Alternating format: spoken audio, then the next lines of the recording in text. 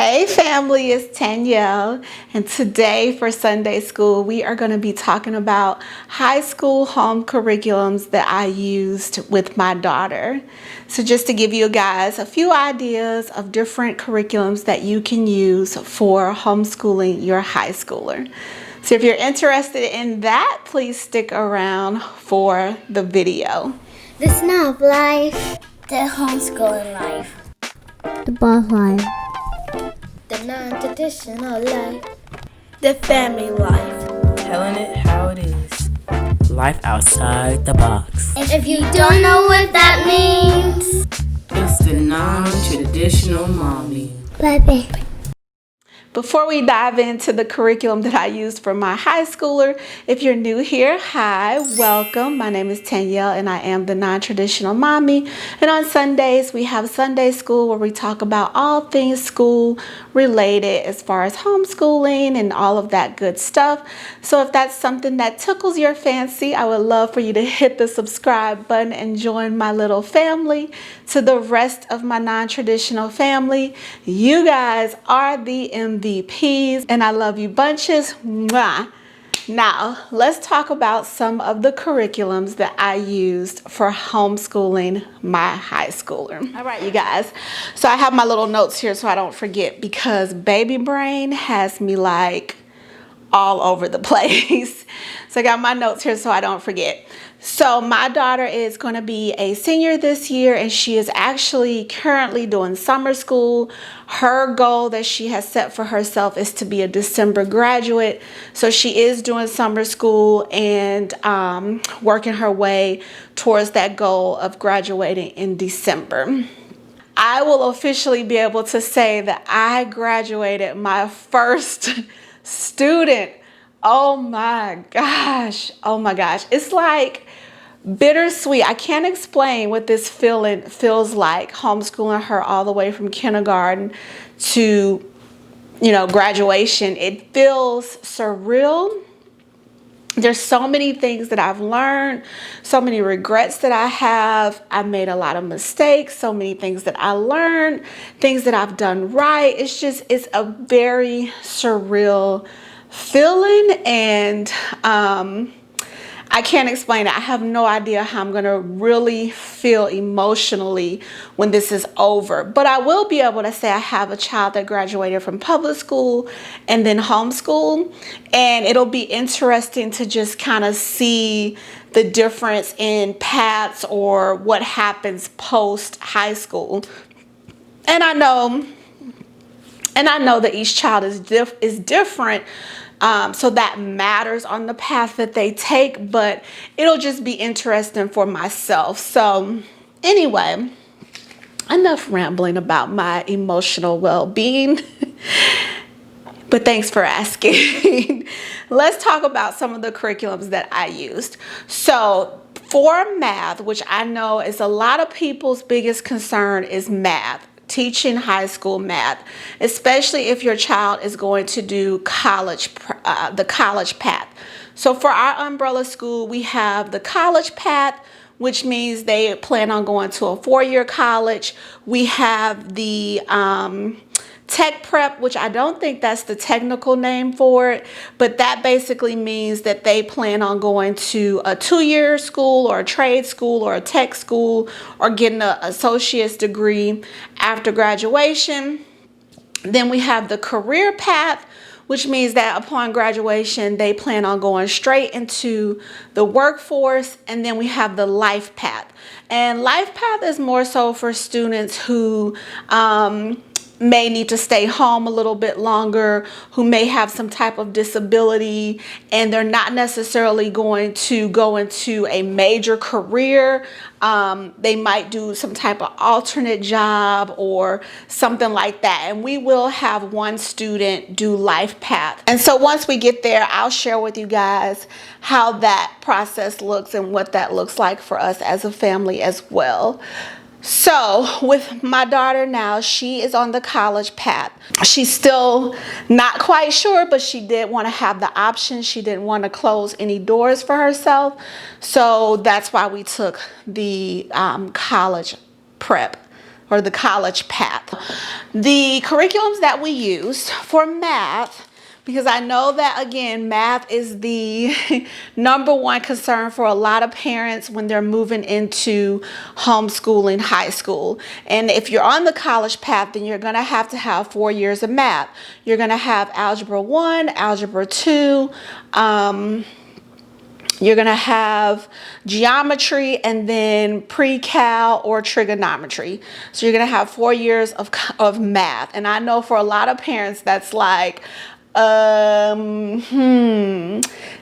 when she was in middle school, we did teaching textbooks all the way through 7th grade math. And then we switched to this curriculum for pre-algebra. And she liked teaching textbooks a lot, but as it got harder and harder, she wanted to have more interaction with a teacher. She wanted to be able to kind of get a little more help and things like that. So we found this curriculum, and I don't know if you would even call it a curriculum, but this program, and it's called Mr. D's Math. And you guys, it has been a lifesaver. And I plan on doing a full review over Mr. D's Math. I want to talk with her and let you guys hear it from her, and then we'll do like a review over it, because I have been completely hands off with this curriculum. So the way it works is it's a live class with a live teacher. The teacher is based in California, and they meet once a week, sometimes twice a week, depending on what you sign up for and how you structure your courses. They have so many different options. So now she's doing summer school for her pre-cal, and she meets twice a week. And again, it's a live class. It's Zoom. There's other students in there. They're able to chat with each other. They're able to chat with the teacher. He also offers honor credits. So for her geometry class, she actually did honors geometry. So he offers that as well. He also offers ACT prep, which she took. We were supposed to take the ACT this year, but Corona. So you guys, I don't know what that's gonna look like next year. But she did take the ACT prep that he offers. She loves Mr. D's Math. If you ask her, math has become her favorite subject. She loves going. She does all the extra work. Last year he had incentives where if you turned in your homework on time and on time your name got put in a hat for you to win like gift cards for Amazon and things like that. So it's super cool just how interactive it is and how it very much so simulates being in a classroom. And for me as mom, again, I don't have to do anything. I have been 100% hands off with math. Now, there have been times when she would do something in algebra and she would get caught up or, need help and would come ask me a question, and I could walk her through it and explain it to her and we would talk about it. But let me tell you, she's in pre-cal. I already told her I don't know anything about pre-cal. So algebra 1, algebra 2, geometry, I was able to step in and help her a little bit, but pre-cal, didn't take it, so I don't know. Mr. D's Math has been the standard that we have used the entire 4 years for math. As far as English, we've kind of hopped around with English with different subjects or different curriculums, trying to find what she likes, and we still have not settled on one thing that she has absolutely loved. So her freshman year, we did cover story, which she really did like cover story. She enjoyed doing it, but she didn't really like the layout of how it was online, but she liked the curriculum, if that makes sense. But we did do cover story for 9th grade, and then for her sophomore year, she did a co-op, and they used IEW for that curriculum, and she hated every minute, every second, every day of it.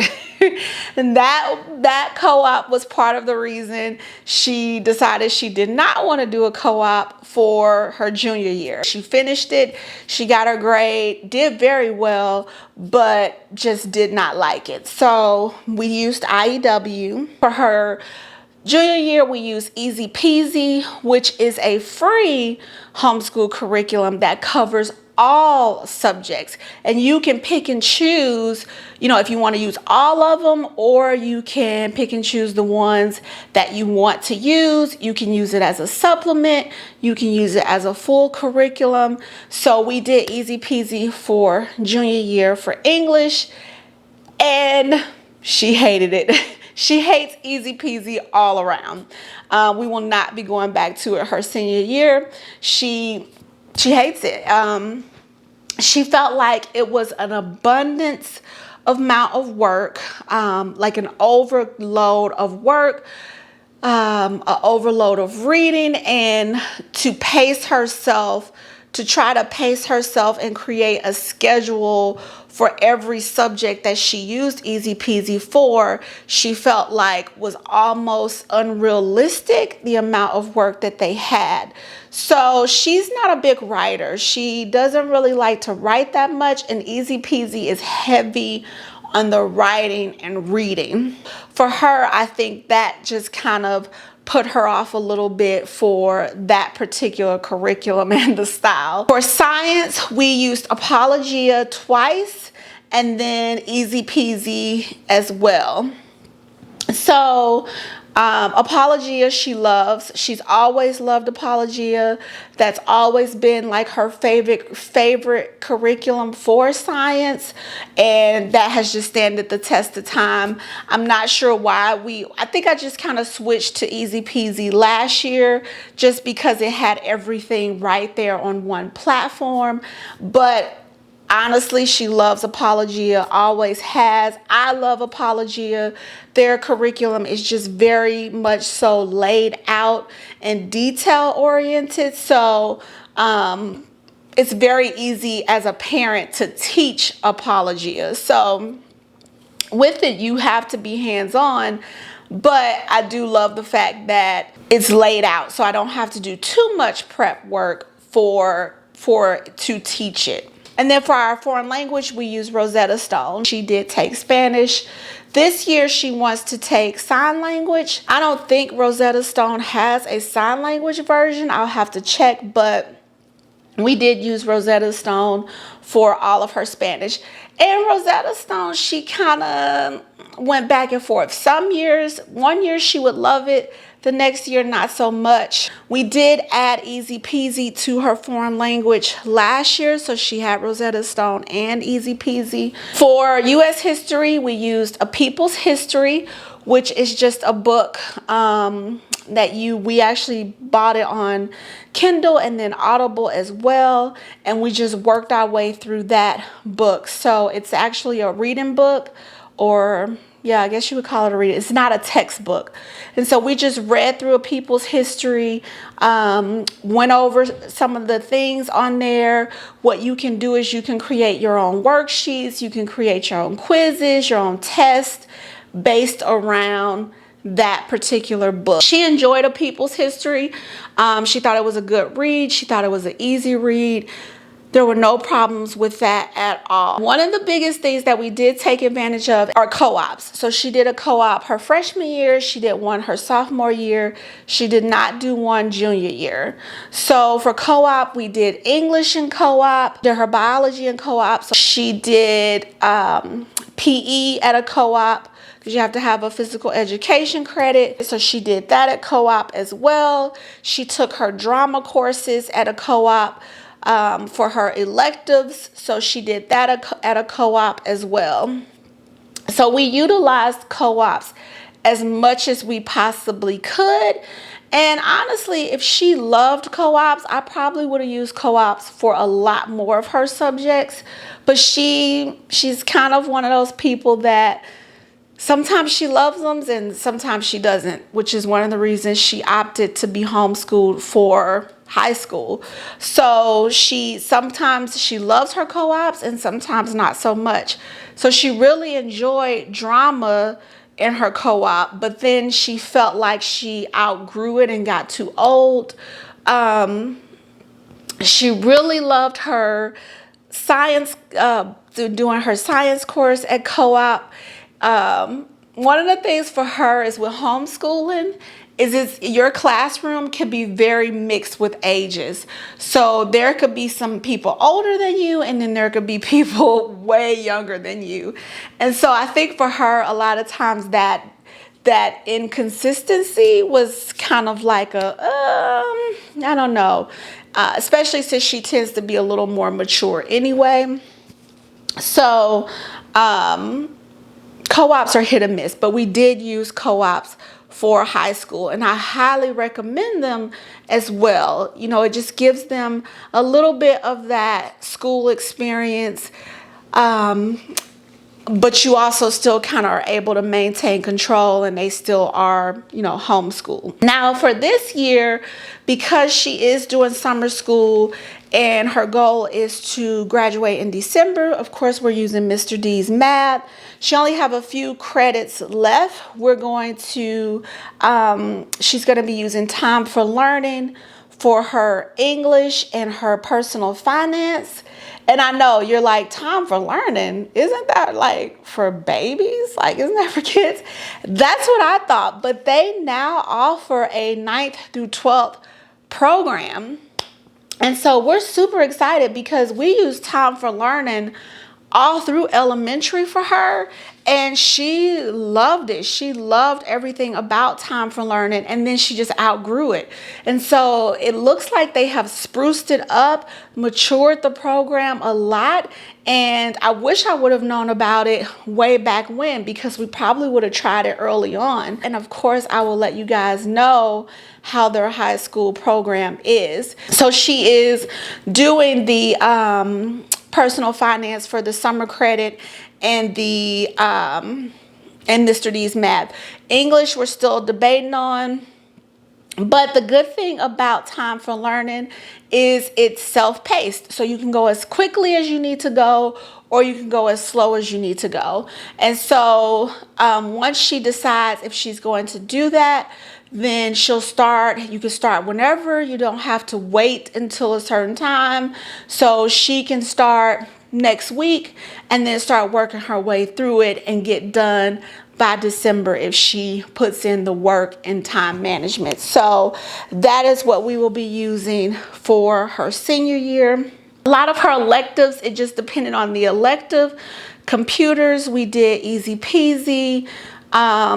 Health, we did easy peasy. Drama, she did a co-op. She did some music classes, and she did that with a music teacher. Again, that's kind of how we structured our high school learning. We tried different curriculums throughout. I didn't feel pressured to say, once we start with this freshman year, this is what we have to use all the way through senior year. I didn't feel pressured to do that. I did not mind switching it up. I did not mind changing it up. I did, however, once we started something, wanted her to complete it at least through the semester, if not through the full year. So we didn't switch curriculums like midway like I would have in elementary or middle school if she was hating something. So I did make her, you know, if you start it, you finish it. And I just think that that's a good skill to have, because that's how it's going to be in college. They're not going to adjust curriculums and things like that for you. So I thought that it was good for her to be able to learn how to get through something that maybe you're not enjoying or is not as easy or as comfortable to learn, and figure out how to find some type of enjoyment or to find the comfortability or to work your way through the difficulties. So I did kind of stress that throughout high school for her. But yeah, other than that, you guys, that's the curriculums that we used for high school. And like I said, most of them were great. Some of them were misses. And again, it just depends on your student. I have a daughter that is coming up freshman. She is going to be a freshman, and y'all, I have no idea what curriculums I'm going to use for her. We don't start school back till after Labor Day. So as soon as I know what curriculums I'm going to use with her, I will share them with you guys, because she has been by far my most challenging student when it comes to a traditional path of learning, because she is just a very different kind of learner. And she's still debating if she's going to do the college path. She kind of wants to, because again, she doesn't like the thought of you telling her what she can't do. So and I think that's going to make it very difficult for me if she opts to choose the college path, because there are credits that you have to take.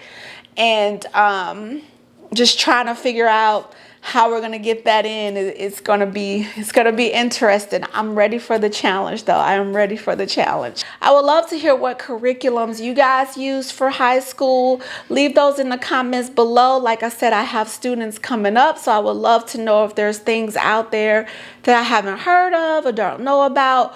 Or it could just be a helpful resource for parents that are new to this thing and looking for resources as well. So leave those in the comments below.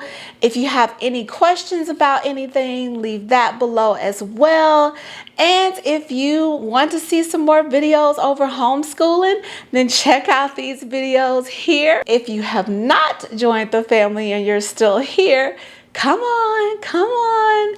It's okay. Just hit that red subscribe button and join the family. To the rest of my family, I love you guys, and I will see you next time. Bye.